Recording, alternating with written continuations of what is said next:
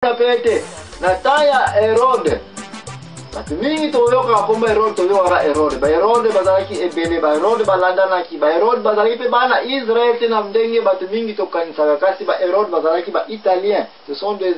Romains. Mais avec mbongo bazalaka nango baganyaka contrat ya nani wako za gouvernement ya côté ya ba Israël nyonso no akende ko coloniser yango, ko diriger yango et pour vike katela kabiso taxe awa na Roma. Ba Herode famille yango bangonde bat bazwaka contrat wana. Koya komona ete Herode oyo abomisa Antipas oyo abomisa ka bana na taya nkolo Yesu aza mususu. Mwana ye Philippe tango yeko zo kite bokonzi basi place ozalika ka yangoyo ete na molimo ya doctrine ya Balame batu nyonso baprofitaki mayele ya koma Balame azulaki Israël. Ape koya komona ete mwasi ya Philippe oyo amontaki papa ne kupozwa place wana ya Herode.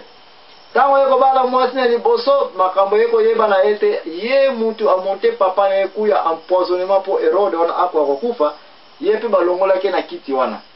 Kasi mwasi na Herodias lokola alela diadene wana kirene ayeko mona ete lokola mobali na ngazape souveraine te eke ba nommé petit frère na place na akomi mokonzi ki Herode Agrippa oyo alobete sava ngai pe na kosala tu pona kende kokoma mwasi na ye. Herodias oyo ayeko zwa petit frère ya mobali na ye akomisi mobali na ye pour kaza kowela kiti so couronne wana ya kirene. Mais local les années awa moi Herode azalaki ne déjà pe marié azalaki pe jana mwasi na bana na ye ye na libala ya deuxième bureau mais avec influence ya makasi oyo eleki même premier bureau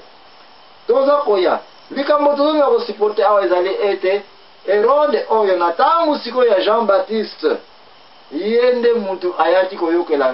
Jean-Baptiste kanda ete baboma ye basi bakaka basi bayeko monte Herode ku pona kolakisa ye tangu mwana oyo ya Salomiki ye mwana ya ye Herode oyo te me mwana ya Philippe qui est grand frère na ye qui est ye mwasi oyo deuxième bureau mwana oyo ya matabisu ayakane na ndako mwana wana abinaki mabina ya nsoni na miso ya papa na ye parce que azalaki pe propre papa na ye pete kobina wana abinaki mabina ya nsoni batu oyo bayebi bien soki okeyi kotanga Bible osali ba recherche pe en dehors ya Bible komona ete ezalaki mabina ya mwasi fi alati jipe na ete aza kobina te ezalaki mabina exotique elle était ni mabina ya mbirimbiri ya nsoni yango wana abinaki papa na ye ki ye azalaki na se ya makasanga asepelaka mpe na babiloko ya kindumba tous se ba Herode wana tokoya kolobela bango un jour bazalaki famille clan moko ya balela mbongo mpe balela bikobo place wana bikobo ekotaki na Israël. Jean-Baptiste alaki contre yoko leader ki eto utiko mono aba leader nyonso ya Israël bakotaki na misala ya pite oyo Balaam a introduisa ki kende kotanga na mokanda nombre komona koleleza laka na Israël koma babenganaka meme toutes les femmes étrangères but nyonso na mwasi ya mopaya bengana eto lingo mona awate même si babota bana bengana eka aussi longtemps que azamwana Israël te awa pe Herodias ayeko kotsa pite kati na Israël. Herode ayeko kotsa mauvais exemple en tant que leader ya kozwa basi kidi kiye molimo ya Balame. Jean-Baptiste amonaki yango azalaki contre yango akonseyaki mokonzi ya mboka ete tika ozali leader kokende kozwa basi pamba te. Mais likambo oyo ekotsa na prison. Likambo oyo ekatisa Jean-Baptiste mutu. Mama likambo zali kolinga kolobela awa combien de fois basi ba utiliser bango pona kokweyisa mboka pona kokweyisa bakonzi mais surtout pona kokweyisa ti basali ya nzambe ya minene lokola ba Jean-Baptiste mituna bango ekatama oya komona ete liwaya basantu nyonso na Israël ezalaki provoquer na makambo kaka etali basi oyo tozali kolobela bazalaki introduite na ba église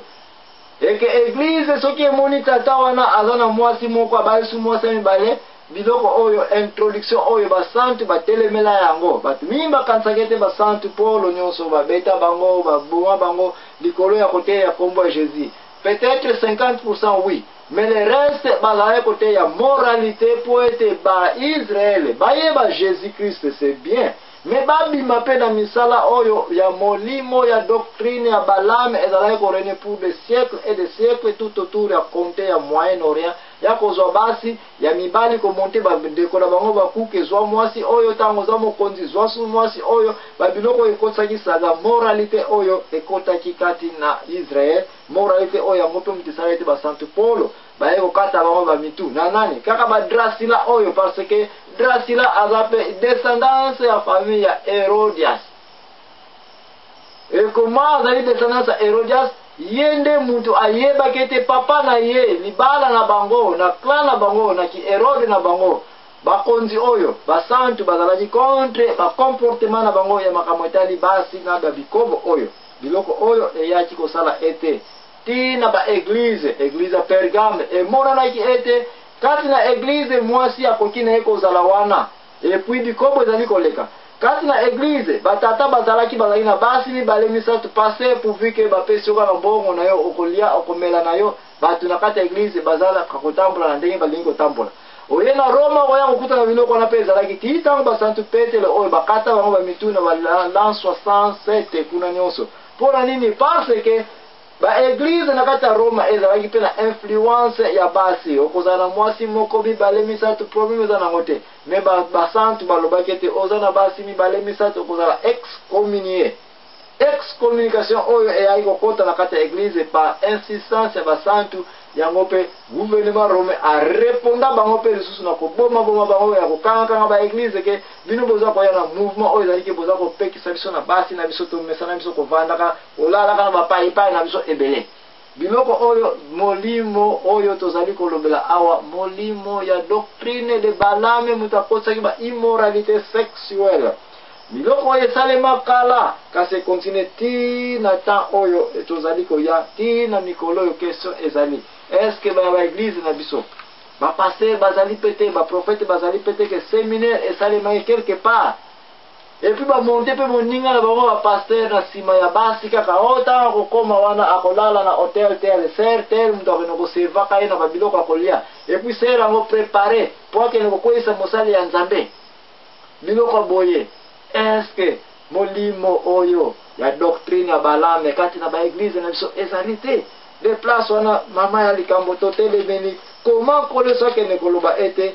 na église ya Pergame oyo misala ya Balame ya doctrine ya Balame ezali mais surtout kobosana te tosili ja ko détailler première phase nango ete misala ya Balame na ba église na biso ezali komona mingi na tango ba prophète basali ya Nzambe bazali koya na idéologie moko kaka. Dieu m'a dit, Dieu m'a parlé. Fais ceci, fais cela, parce que ngai mosali ya Nzambe na bimisi yango. Soki ya solo tokozala na mayele ya kososola te. Ya koyeba te ete misala ya Balame ezali kati na biso. Sasa ipi pasi ekozala. Yango wana tika na pesa bino babule ya mama ya Claire likambo oyo tokei nango na mateya oyo ya doctrine ya Balame kati na ba église na biso oyo eza na mokanda ya Pergamus. oyo eza na mokanda ya Apocalypse 2:14 emonaki na misala ya église ya Pergame. Bandeko nanga tokende kozwa reportage tozali kozonga ngai frère na bino Joachim Ezambwana na kopesa bino babule clé oyo touti kosala recherche awa yo pe bakisela biso oyo ya yo po ete toka kokompare pe toka kopesa so na population po toyeba ete misala ya église ya Pergame oyo emonaki na doctrine ya Balame. Comment tokoki ko éviter les yango na ba église na biso pe comment tokoki kozala prudent pour eyela biso te. Alléluia. Joachim Ezambwana kati na émission oyo ya la vérité.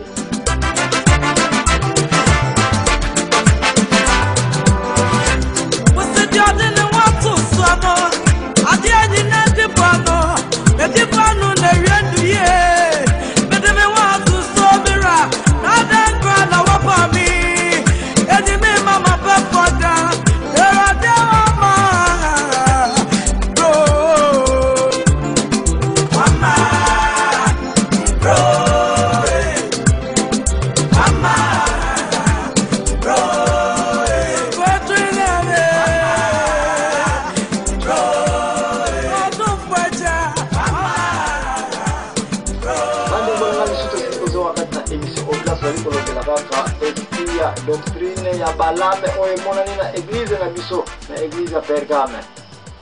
Place oyo tosili koyoka deja ete Balame pour akokanga Israël bien, pour akomodi Israël, il fallait utiliser sagesse na côté négatif et na côté mabe.